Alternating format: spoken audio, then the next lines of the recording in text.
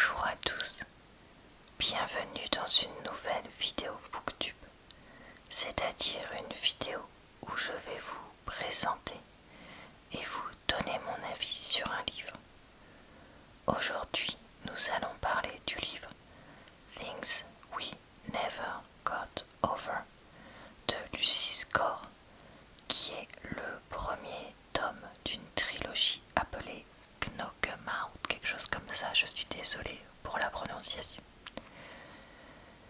J'avais déjà lu un livre de Lucy Score que j'avais moyennement aimé, mais j'avais entendu pas mal de bien de cette série-là, mais en même temps aussi qu'elle pouvait être considérée un peu comme... Enfin, qu'elle faisait pas non plus l'unanimité sur les réseaux. Et donc je me suis dit, bon, je teste et on verra bien. Donc là, je vais vous parler de ce premier volet aujourd'hui. Comme dans toutes mes vidéos Booktube, je vais commencer par vous lire le résumé, vous lire les premières pages du roman, puis vous donner mon avis dessus. Je vous ferai aussi un petit moment vlog, où je vous raconte, alors que je suis en train de lire le livre, un petit peu ce que j'en pense, sans faire non plus de grosses révélations, parce que le but c'est pas non plus de raconter ce qu'il y a dans le livre, hein, c'est ça. Je vous laisserai le lire. Mais voilà, j'aime bien faire un petit peu ça, donc je vous ferai ça avant de vous donner mon avis final. Allez, on est parti pour le résumé. Voici donc le résumé du livre Ces choses qu'on n'oublie pas. Naomi devrait être en pleine lune de miel à Paris. Au lieu de quoi, après avoir abandonné son fiancé devant l'hôtel, elle se retrouve coincée à Knockemout, une petite ville où les querelles se terminent soit en bagarre, soit en beuverie. Alors qu'elle était venue retrouver sa sœur jumelle Tina, celle-ci disparaît aussitôt avec la voiture de Naomi, lui laissant au passage une nièce de 11 ans dont elle ignorait l'existence. Knox, bienfaiteur de la ville et bad boy à ses heures perdues, ne fait pas dans les relations compliquées, encore moins avec une mariée en fuite. Mais puisque la vie de Naomi vient d'exploser sous ses yeux, la moindre des choses est de lui venir en aide. Il pourra ensuite retourner à son quotidien tranquille. Enfin, ça, c'était le plan initial. Chapitre 1. La pire des journées, Naomi. Je ne savais pas à quoi m'attendre en entrant dans le café Rêve, mais en tout cas, sûrement pas à trouver une photo de moi accrochée au-dessus du comptoir, maintenue par un aimant smiley jaune, au sourire grincheux et sous un gros panneau « Ne pas servir ». D'une, je n'avais jamais mis les pieds à Knockemout en Virginie, et encore moins mérité une punition aussi scandaleuse que la privation de caféine. Et de deux, qu'est-ce qui peut valoir dans un bled aussi paumé de se retrouver affiché dans le café du coin?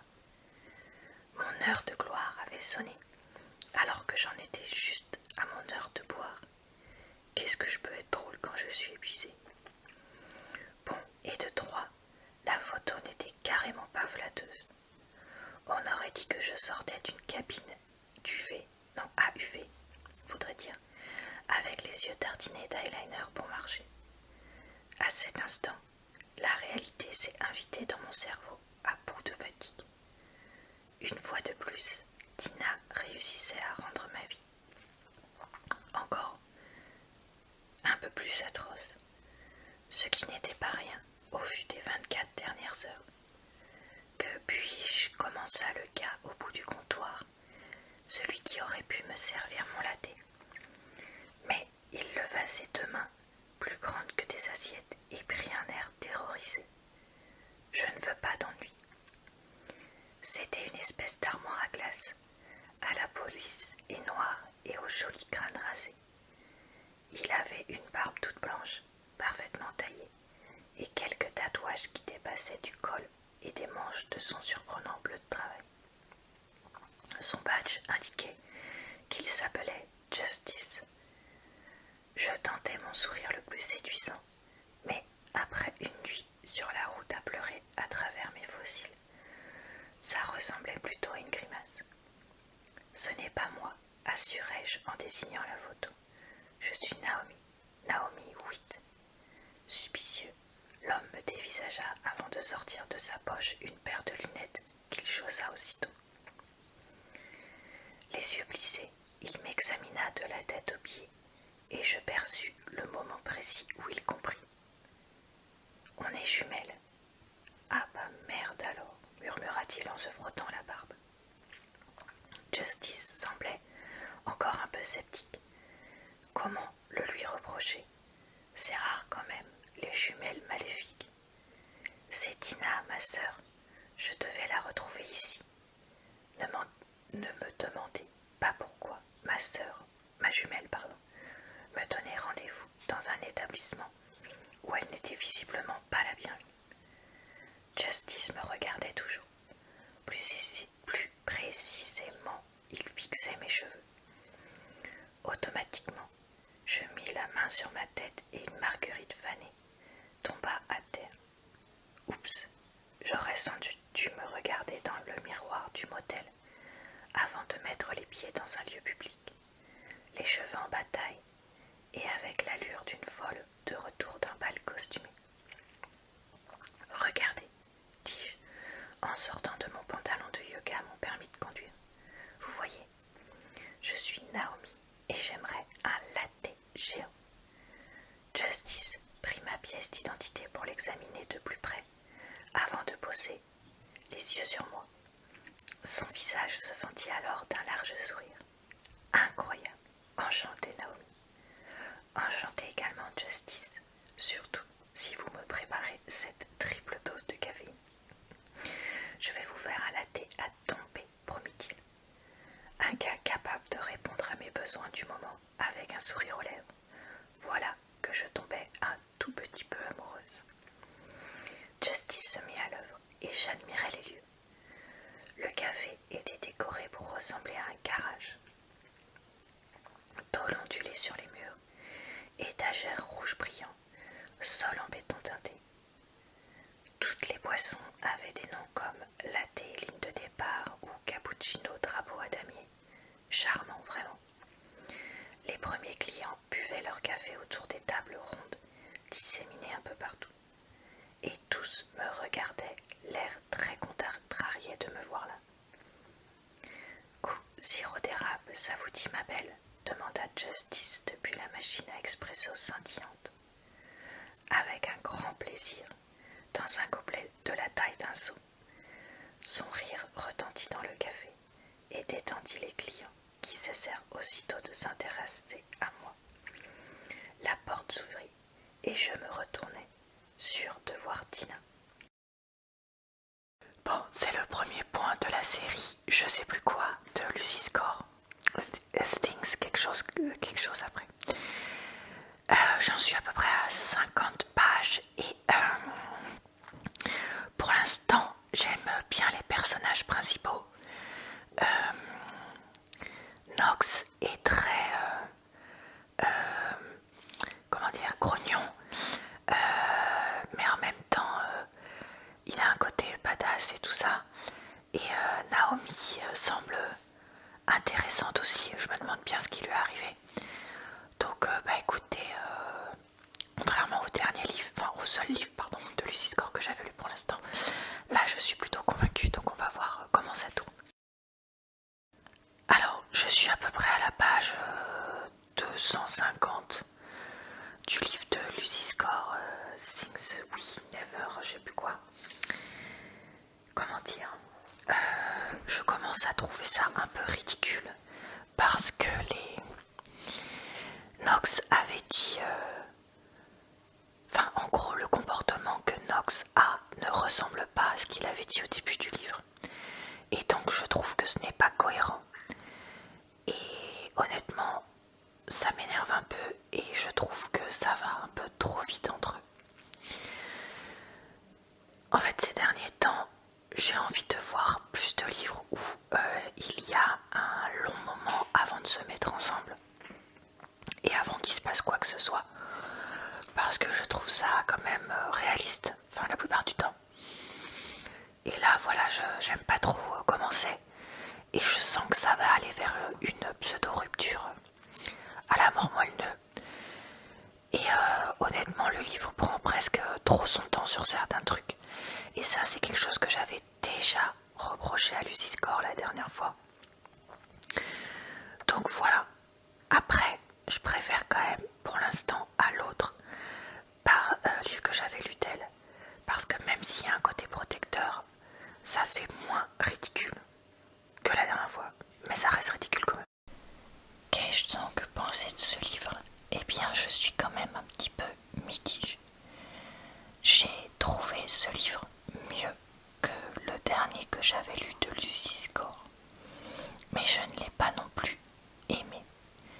Parce que on retrouve un héros qui n'est pas le genre de héros avec qui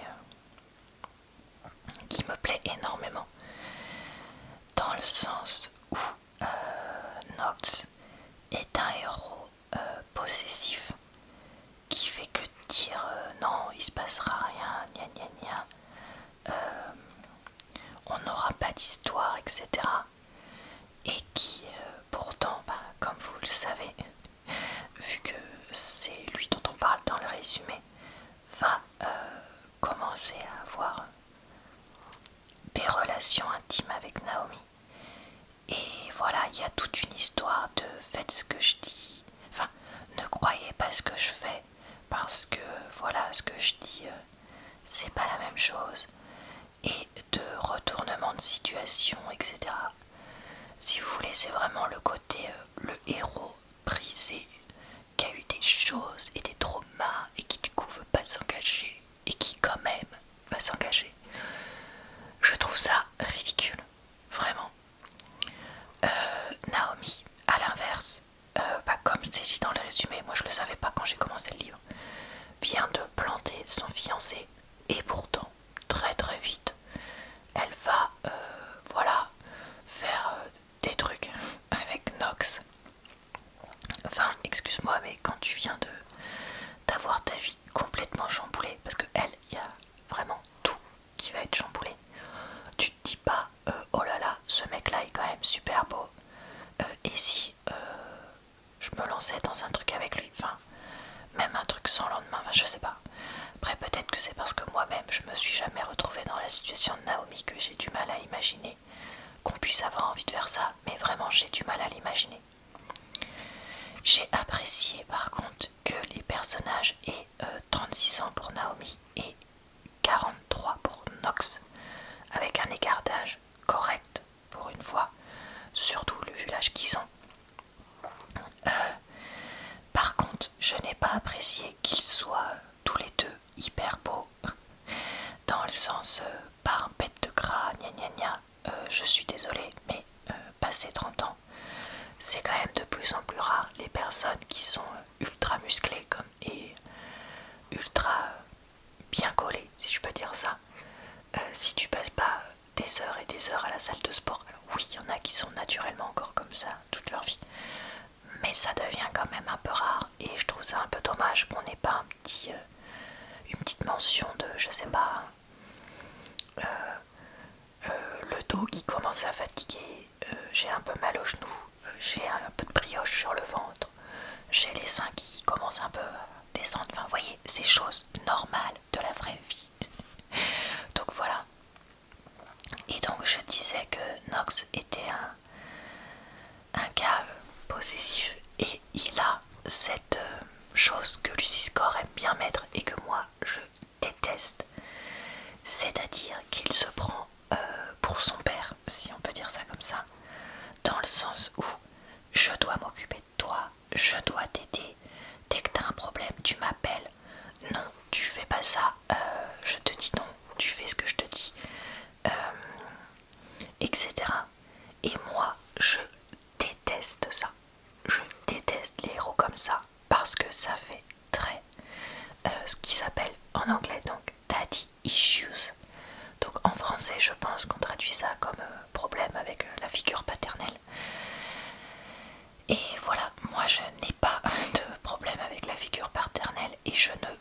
fantasme pas surtout, parce que là c'est ça qui se passe, hein, sur le côté protecteur d'un homme. Vraiment pas. Au contraire, je suis quelqu'un d'extrêmement indépendant qui ne supporterait pas qu'on se comporte comme ça avec moi. Alors là, je trouve ça quand même moins fort que dans l'autre livre d'elle que j'avais lu. Mais ça reste quand même récurrent. Après, eh bien, c'est vrai que je me dis que si on aime ce genre de héros, très genre le côté grand, musclé, carré, je prends en charge entre guillemets un peu la ville, la petite ville où j'habite, etc. Avec une héroïne à protéger. Ah bah j'ai l'impression que les livres de Lucy Score ils s'en prouvent si vous aimez ça. Mais voilà, comme je dis, moi c'est pas du tout ce que je préfère. Et ça c'est vraiment quelque chose qui m'a empêché d'apprécier autant le livre que j'aurais pu. Alors que pourtant le côté un peu bad boy rebelle de Knox me plaisait bien. Et que je trouvais ça quand même un peu sexy au début. Son look en plus décrit comme un peu viking, je trouvais ça voilà pas mal. J'imaginais Jax dans Sons of Anarchy et je me disais ah si c'est ça pourquoi pas. Mais voilà, malheureusement moi ça me bloque quand même. Alors par contre leurs scènes intimes sont normales, ça je tiens à le dire. Il y en a régulièrement, mais moins que dans d'autres livres que j'ai pu lire. Donc ça, tant mieux. Et malgré le côté, c'est le meilleur texte de toute ma vie, hein, là vraiment, hein, qui reste pour moi, pareil, irréaliste. Tu ne peux pas avoir les meilleures relations intimes de toute ta vie à chaque fois avec quelqu'un. Enfin, il y a un moment, c'est pas possible. Il y a toujours des moments où ça va plus ou moins bien, etc. Voilà, ça ne peut pas être toujours parfait. Et ça aussi, c'est quelque chose qui m'énerve un peu. Mais bon, après tout, allez, c'est un livre de romance. J'accepte, entre guillemets, ce côté-là. Après, pour ce qui est du reste de l'histoire, donc j'enlève la relation amoureuse parce que dans les livres de Lucy Score, il y a un peu aussi un côté un peu mystère, etc. Je trouve que le livre était un peu trop long vis-à-vis de ça, dans le sens où il fait plus de 400 pages. Désolé, il y a mes chats qui passent et qui font des petits couinements. Il fait plus de 400 pages et franchement, le pseudo-mystère machin a mis trop de temps à se résoudre. Et je pense qu'on aurait pu s'épargner facile 50 pages du livre et qu'il soit tout aussi bien. C'était pas foufou, mais bon, écoutez, on va dire que ça rajoute un peu d'intérêt à certains moments où c'était un peu plan-plan. Par contre, une dernière chose que je voulais dire, c'est que c'est un livre avec double point de vue. Et je trouve ça presque dommage, parce qu'au début, on ne sait pas du tout avec qui Naomi va avoir une histoire. Et le fait de voir que c'est Knox qui a son point de vue, si on n'a pas lu le résumé comme moi. Donc, ce livre, voilà, ne m'a pas exceptionnellement plu. Après, je pense qu'il peut plaire à certaines personnes qui aimeraient donc le genre de héros et héroïne qu'il y a dedans. Je vais quand même essayer le tome 2 de cette série, je pense, qui, je crois avoir vu, se concentrera sur une histoire avec Nash, donc le frère de Knox, parce que je me dis, bon, allez, après tout, pourquoi pas, c'était pas non plus horrible, donc pourquoi pas essayer, voilà, pour se changer les idées à un moment. Voilà, et bien écoutez, je crois que c'est tout ce que je voulais vous dire sur ce roman, donc je vais maintenant vous laisser. Je vous souhaite une bonne soirée, une bonne nuit ou une bonne journée. Je vous retrouve très très vite dans une nouvelle vidéo d'avis de livres si ça vous tente. Et quasiment tous les jours pour d'autres types de vidéos sur cette chaîne. Je vous retrouve également le mercredi sur ma chaîne secondaire. Je vous dis donc à très bientôt dans une prochaine vidéo.